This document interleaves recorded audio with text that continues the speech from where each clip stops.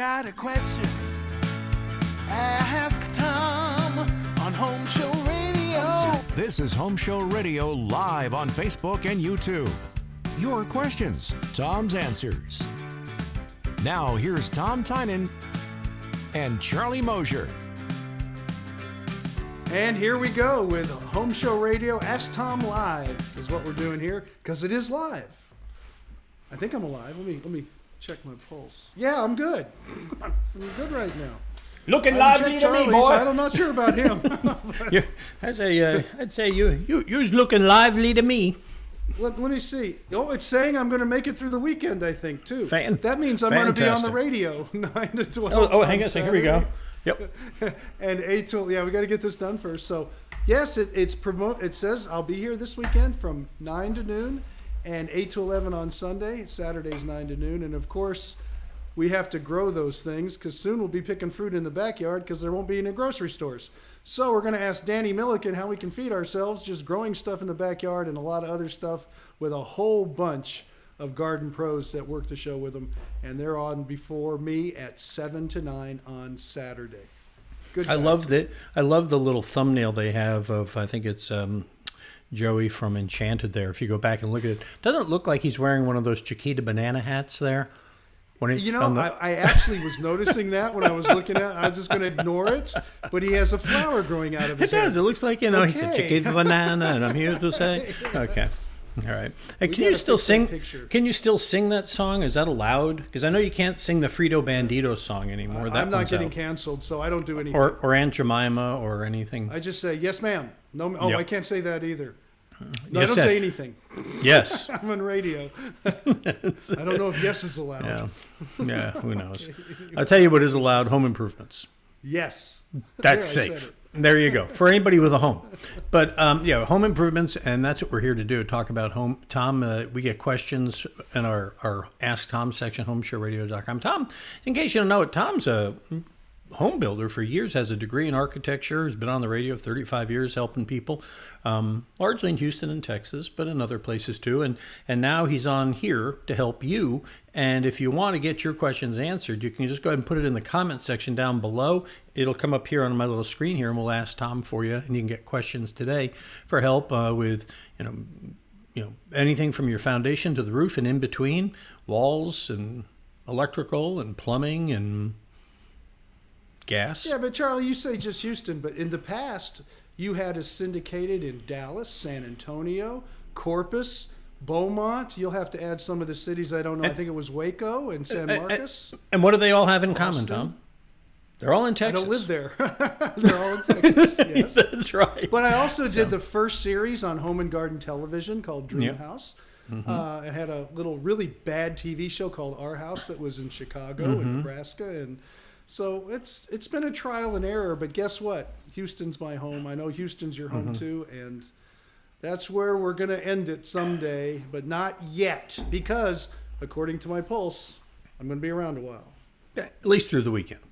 At least through the weekend. Yeah, my grandmother used to have an expression. She'd say, hey, we could all be dead and buried a week from now. So we'll be here this weekend. All right. So, I hope so. I hope we're not jinxing something, but yes. We're exactly. Be here this weekend. Anyway, so we'd love to hear from you. If you want questions, go and put them down there. But in the meantime, let's get things rolling here, Tom, with one of the ones from the Ask Tom section, Home Show Radio. This one comes from Gary in Willowbrook. He says, my 25-year-old brick is all the way around the house. My 25-year-old home, rather, is brick all the way around, except for the fascia boards, window trim, etc. And I have a lot of rotten wood around the house, and I also need a new roof. So what's the order I should take these on in? And do I call Rudy's Quality Painting for the wood replacement and painting? What say you?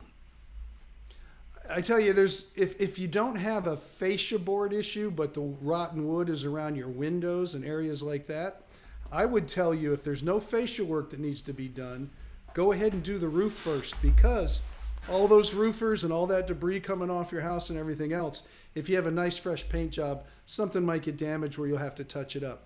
But if you do have fascia work and whatnot, then if you need to, you can probably get at the roof, but have the guys come out and replace the fascia boards before they do the drip edge.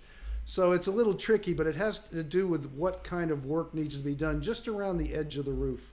But if it works out for you, I'd prefer to see roof go on, and then Rudy come out and do all the carpentry work, although they could do the carpentry work before the roof and then come back and paint. But I'd like to see the paint at the end, because that way it won't be touched and it'll look really nice and fresh and get it done. So maybe have Rudy come out, do the rotten wood, have the roofers get the roof on, and then go ahead and have Rudy come back and just paint it and leave it at that. That might be a good sequence if you have fascia board problems. Now, couldn't the roofer do the fascia for him? Some could, but if he's going to have a carpenter come out, they might as well do the whole thing. I think it would be easier if he says there's a lot of rotten wood. There's a lot of work to be done before the paint job even starts, so they could actually time the two pretty close together. Okay. But yeah, some roofers will do. There's no doubt. Some good roofers will do fascia board, no doubt. I just had to go ahead and punch my phone so I wouldn't get calls during the show. Okay, I already did one. Yeah. Something happened. Because professionals prepare in advance. The rest of us do it on the fly. So, thank you, Tom. It's like All after right. this, I have to call Spectrum to get my phone line fixed. Okay, fine.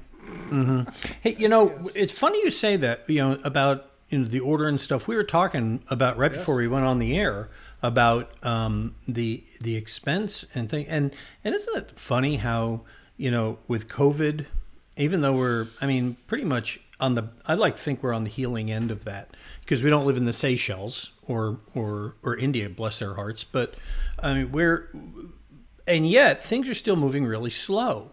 And I don't know if that has any connection with the skyrocketing cost of building materials. We were talking to an electrician this week who told us that a package of wire that he would normally pay $140 for was $480, $480, I think it was. It was just an absurd amount of money.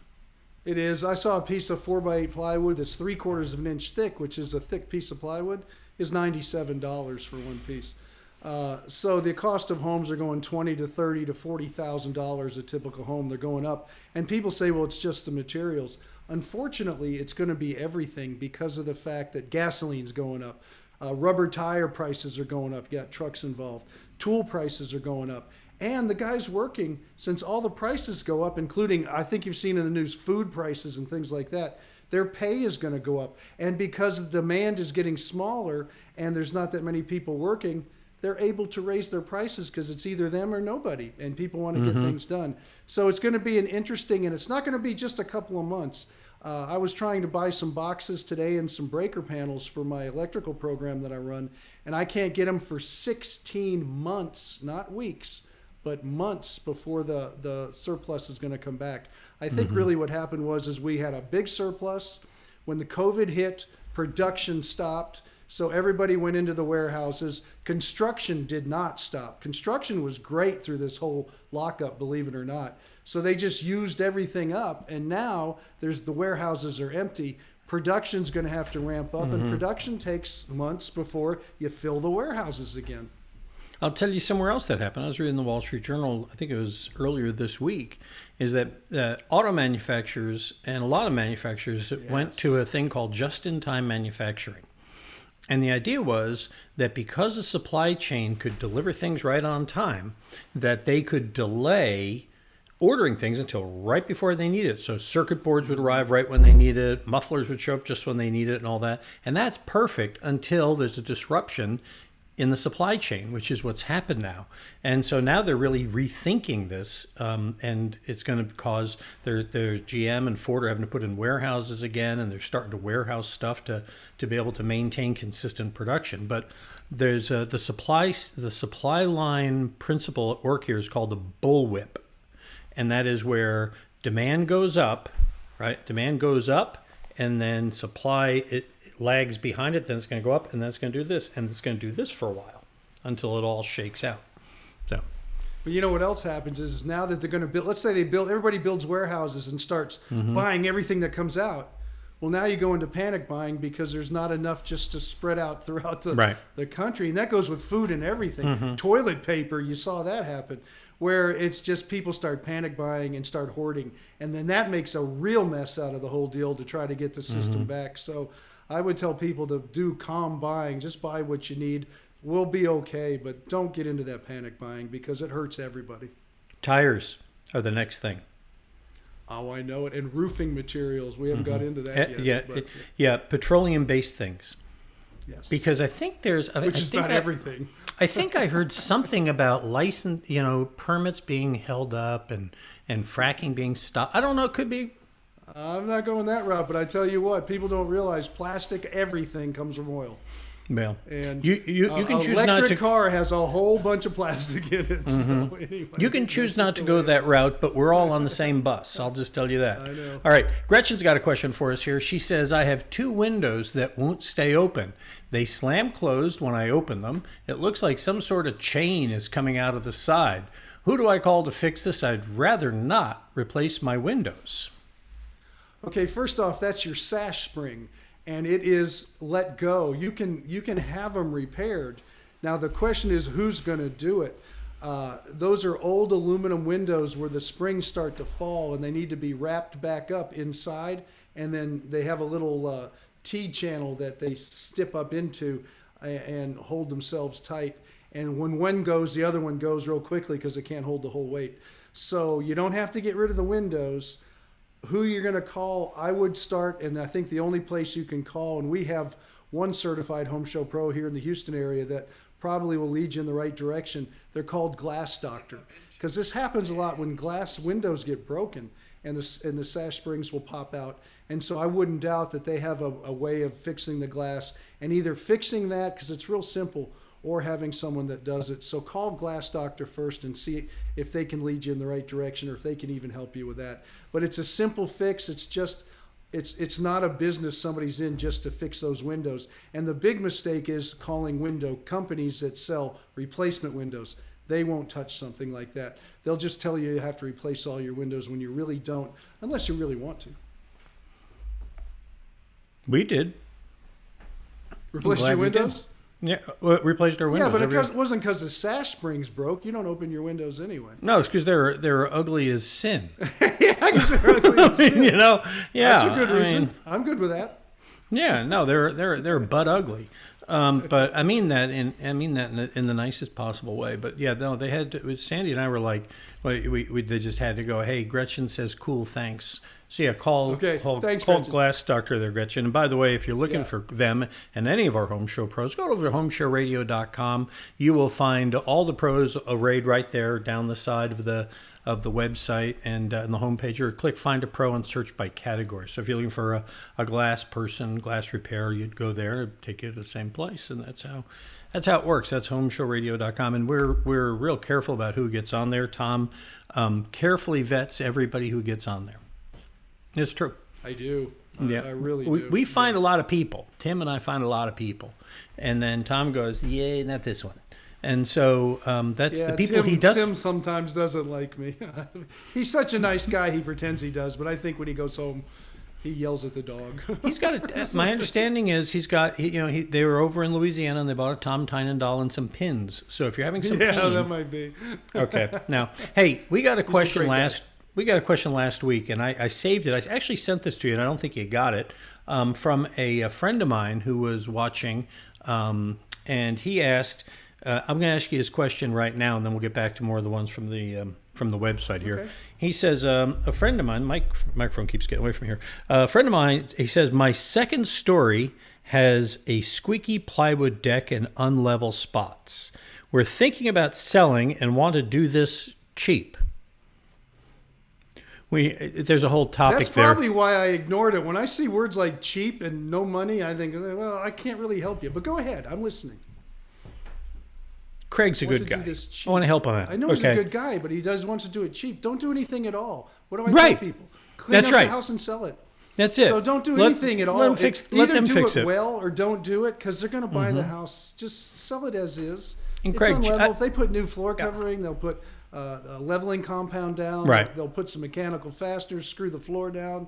That's fine, but don't do anything when you sell a house. So if that's what I missed, I'm sorry. I don't remember seeing that, Charlie. But no, it's all right. No, there's more. He's got more here, but I will tell you this. Sorry. It's all right. But the Craig is he's on the verge of being an empty nester, and I'm here to tell you that that to a family that's going to buy that house with kids, the squeaky floors upstairs are actually a design feature because they know when the kids are out of bed. So you sell it that way. All right. And he says, we're going to put together, he says, we're going to put Berber down once we have that fixed. I think it's more than those magic screws that go into the deck and break off. He says, also thinking about putting wood floors in the closets. Craig, stop the madness. Cheap. Don't do that. Just sell the house. So I would, if you have carpet, I would call someone to clean the carpet so it smells fresh.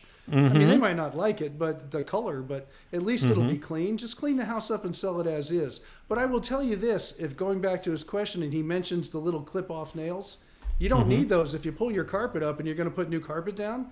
Just have someone go down with a nail gun or a screw gun and nail the whole floor back down before the new Berber goes in.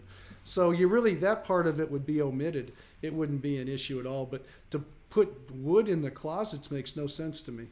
Yeah, and wouldn't you probably use screws better more than nails, right? Because wouldn't that hold longer than he nails? Wants to go fast and cheap. Yeah, that's true. Nail gun. It'll pound it down, and you get it done in 15 minutes. So I got squeaky stairs and stuff in my house. Squeaky stairs. Squeaky stairs. It's a weekender I used to work with. Squeaky Stairs came on after me, and his partner was film music. All right, let's. More questions come from our website here at homeshowradio.com. He says, Claire, she says, I want to replace my carpet with hardwood. We're doing the same thing. It is a concrete floor. I've shopped a lot and see that engineered hardwood is very popular. I'm skeptical. Tom, what's your opinion on this? I think on concrete, the best way to go is engineered floor. You can talk to people in the floor industry. We have Jason over at Texas Floors if it's in the Houston area. They'll show it to you all. But I tell you what I like about it is it's not a typical a traditional wood floor because they don't go on slabs. That's a different process. And it gets to be very difficult if you're going to do a traditional wood floor. The engineered floors are finished top, bottom, sides. Everything has got a finish on there. So they stay very stable in humid climates, which of course is the Houston area, and you don't get all the cupping and things like that. So if it's put down well and your slab has been moisture tested and it's good, an engineered floor I think is a better way to go. And the finish is better. It'll hold up better under traffic than a finish that's put on site on a traditional floor. Because I can't think of the last time I saw anybody put in a traditional hardwood floor. I think engineered is pretty much what everybody puts down these days, isn't it? It's true, but you still have people that insist on it. In fact, I had an old, a name you'll remember, Charlie, a guy named Gary Zack, who was Bill Zack's son. He called me yesterday. He was in the flooring business for a while, wasn't he? He still is. He's a flooring inspector now, and he was still. And now he's an old guy. He's older than me, I think. I'm a flooring inspector usually, but usually that's after a couple margaritas. That could be. Anyway, he's writing an article, and he's still an old school wood floor guy. So it's kind of funny we had this question today, and he's not going to like what I have to say, but I like the engineered floors better because I think for the consumer, the average person, they're going to hold up better and be an easier install and an easier product to maintain. Now, but isn't one of the downsides to that engineered floor is that it's actually a veneer on the top? You can only refinish it so many times, and then you're going to go through that veneer. Is that right? When you're dealing with an engineered, twice, but once you refinish it, you're back to where you're down to the finish that's not as good because you can only apply a urethane on top of it, and that's what they would do. They wouldn't even use a wax on that. And you might be able to refinish them twice, but when you buy those floors, they're meant to last several decades. And if you maintain them with the floor maintenance products that are out there, even if you get some very hairline scratches in there, there's some products out there you mop down and it fills it up and gives it like a polymer effect on, just like hiding scratches on a car. So there's products to keep those things lasting. So I wouldn't buy it because it can be refinished. I would buy it because you don't have to refinish it and it lasts a long time, and then it'll be thrown away at the end. No. Okay. If you want a question, you can join in. By the way, we love having you here, and thank you for watching. In addition to Gretchen, Martha's here and Chris is here, and I'm not getting a lot of I'm having little challenges here with my little device over here. Tells me everybody's here. So if you're here, thanks. We have so much IT stuff. There's not a week that goes by that me or Charlie or Chad or the phone lines or something isn't working quite right, but we always get it done. Yeah, well, I think we're having this challenge right now with your radio show where we took phone lines. We took a lightning strike here. Thank God the only thing that knocked out was our Telos, which is a box it's a box. I'll keep this simple. It's the little box. Don't have to get explained too much. That enables us to take the phone and put it on the radio and let you hear what Tom's saying. It's that box that does that. And it's the box. And I'm disappointed because we bought that thing and we only got 20 years use out of it. And so. Well, my phone screener's 25, but okay. Yeah. Yes. And I told Chad, go buy a new one. And he's like, well, I found one on eBay. I'm going, so we're going to. He's thrifty. Yeah, I got better in 20 years. I'm not sure that technology has, but all right. Next question comes from Jim in Sanctuary, Texas. He says, what paint should I use to paint a 2,000 square foot single story brick house white with black trim brick color? Is a cream yellow brick. He says it's a yellow cream brick and it's in real good condition, but apparently he wants to paint it. Well, yeah, I'm a little confused with the question, but if we simplify it and say, I want to paint my brick, I'm good. Whether you just remember, and Charlie, you remember I told you this once you paint it, it's painted.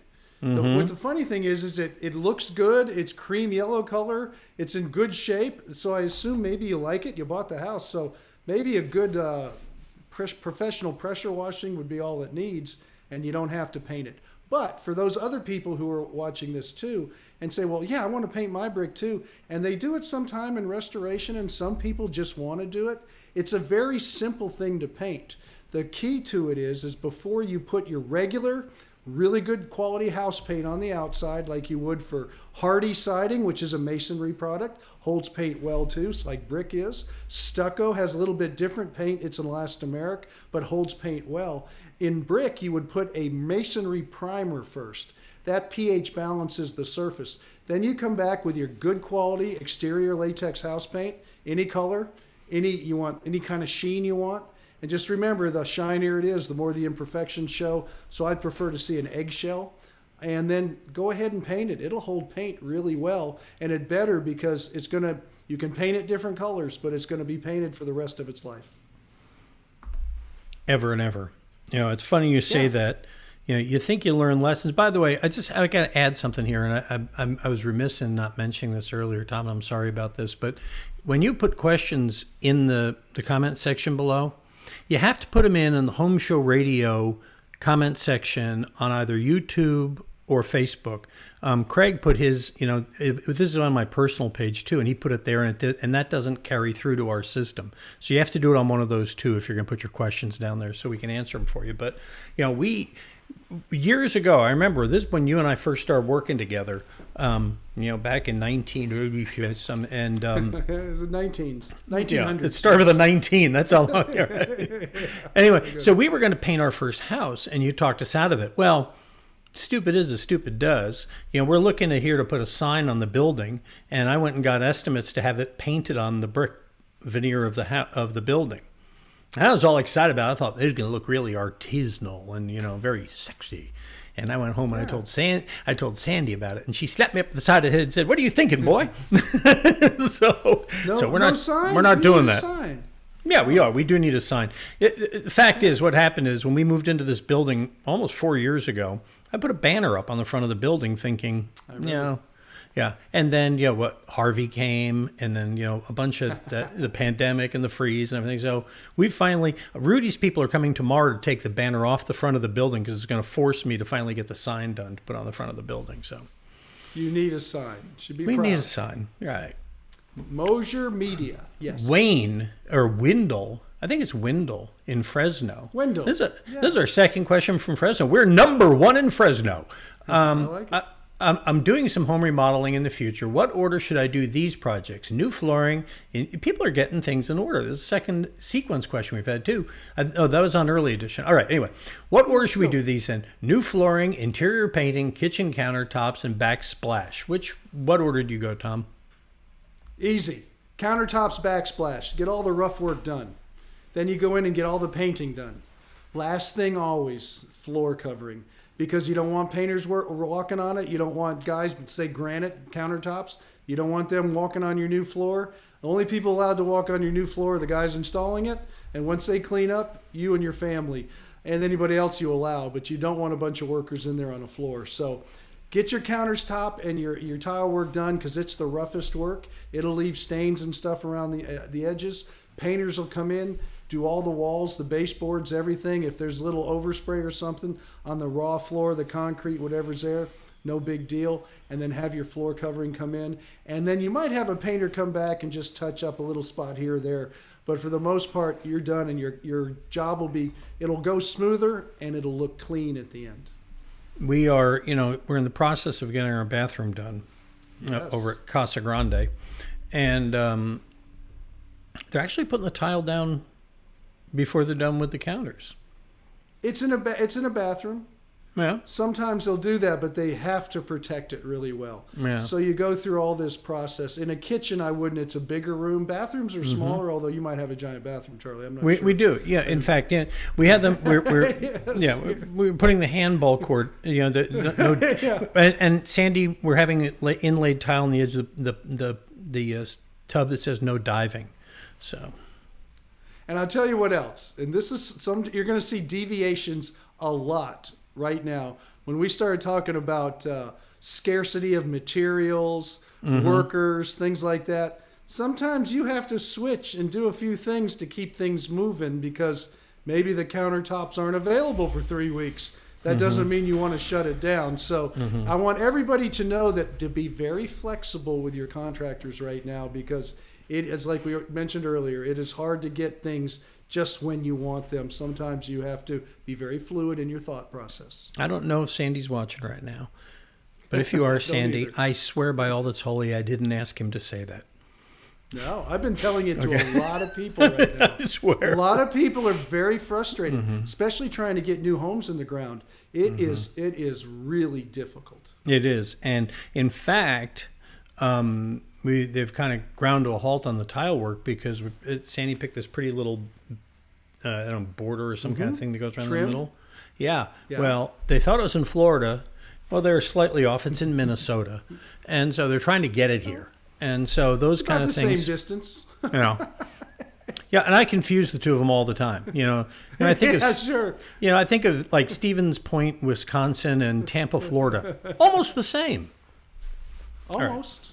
In distance. But point is, like you say, you got to be flexible, and things are getting done. I'll tell you what, the work that they're doing is great. But when they tried to get that floor up at the edge, they found out that engineered floor, whatever it is we have, it was put down to stay down. They worked on it for a day. People will do overkill, and they think, oh, this is done well. This will Right. never come up. I hear this, and I'm thinking to myself, you don't know how stupid you are. But the fact of the matter is, someday it's going to have to It's kind of come harsh. out. It's kind of harsh, not I don't stupid, care. I tried to pull a slab out once to put a room addition on. It Yeah. was 3 feet thick. We just poured on top of it, and the homeowner was freaking out. And he said, well, that guy put it in really well. That guy, he built a bomb shelter. You don't need to do that. Do what's needed to be done. Don't do more than that because it'll be fine. I see that with people I'm getting a little bit into photography, but I'll see that with people who put a filter on the lens and they'll tighten it on there. I'm like, dude, you just have to till it stops and just because you're going to want to get it off. Anyway. It goes with everything. Even cooking, if 1 teaspoon of sugar is good, don't put 5. That's just the way it is. Well, now the only place where I found that that's different is one time I was making this delicious bourbon bread pudding. Oh, nice. One for Last them, question. one for you, one for everybody. That's it. John in Springs asks, what type of blown-in attic insulation is best? How much should I add on top of the measly 5 inches of existing 22-year-old inches in my attic? I would use formaldehyde-free fiberglass. I'd blow it in. You want to reach at least an R30. You have 5 inches now, and R30 is going to be 14 to 16 inches. So give it a good 10 to 12, let's say 12 inches, and I think you're covered really well, and it'll be fine. Keep it simple. Don't overthink it. It all is in the thickness of it. And people don't realize that on the package of insulation, you have the R value in big letters and the thickness in the same size letters. That's because it has to have both. If you take an R30, which is supposed to be, let's just say off the top of my head, 12 inches deep, and you compress it to 6 inches deep, which is easily done because they roll it up real tight, and once it fluffs out, it gets bigger, then you don't have an R30. You have to have both. We get letters, and we got one this week. Somebody asking about why you are so formaldehyde free, because they're like in foam. I like to live without diseases. But the point they were making is everything has all of it has a certain level of formaldehyde in it, doesn't it? It certainly does. So it's like your bourbon or the tequila or the spoonful of sugar. I can't wait to hear how this ties in. Much, why would you want to have more? Okay. You have to have more. Fair enough. 5 times is better than this. People love the new car smell. It's formaldehyde. It smells great. And then when it wears out, because it does outgas after a while, luckily in a car pretty quickly, especially in hot climates, because heat makes it outgas, then, hey, it's no longer cool anymore. You need a new car so you can keep smelling the formaldehyde. It's not good for you. And sometimes there's some other kind of outgassing that will trump that in the car as well. Outgassing of the... But Charlie, seriously, I really care about the health of people in a home. It's been a lifelong tradition with me from my college days on. Healthy living in a home is not as easy as it sounds, and a lot of problems people have, and they do trace it, and there's a lot of studies done, is caused by unhealthy homes and the way things are built, especially under the guise of energy efficiency. And an unhealthy home is not a good home for anybody. And I know that we're old. I'm 60, going to be 63 in August. I mean, I've done as much damage as going to happen. Don't have much time.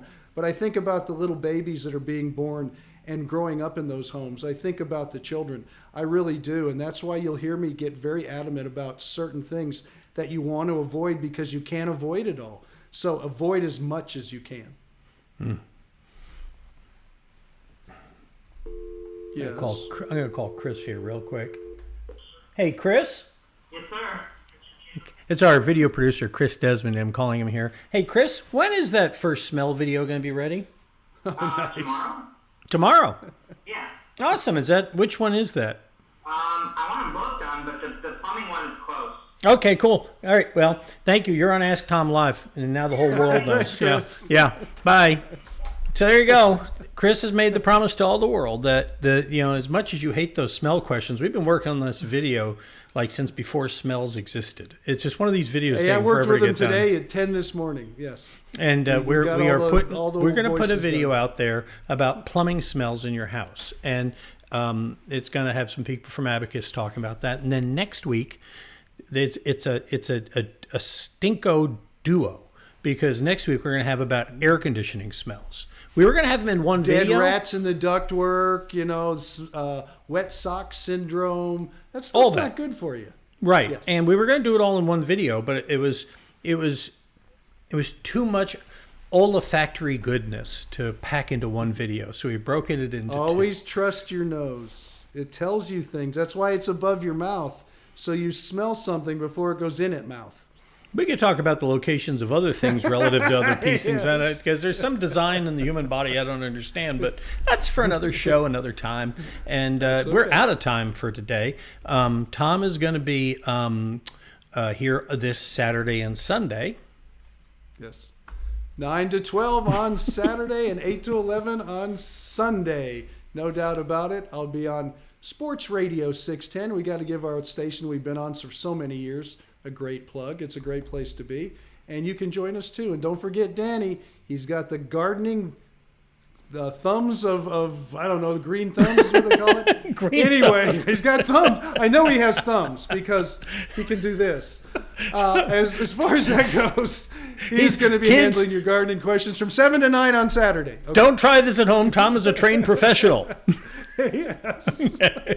Opposing thumbs. That's it. Conjugating nouns and verbs is not for the faint of heart. Oh, no. Okay. Hey, by the way, Mike saw us closing out. He says, if you got time for one more question, he says, any recommendations for cabinets? I have new tile going in now and need to get cabinets going, but everyone I call are looking for the insurance jobs. Cabinets? I assume he's in Houston, Charlie, so Yeah. I'm going to say 281 Kitchen. 281 Kitchen. Call Trifection. They have a custom cabinet making / furniture making, whatever. They can do it. Their cabinets are fantastic. And I know Jeff loves to keep his cabinet guys busy. They'll work that cabinet system in. They just did cabinets for my laundry room. When I go home to Houston between my work shifts, I absolutely just sit in my laundry room and open close the doors. They're so nice. They do a fantastic job.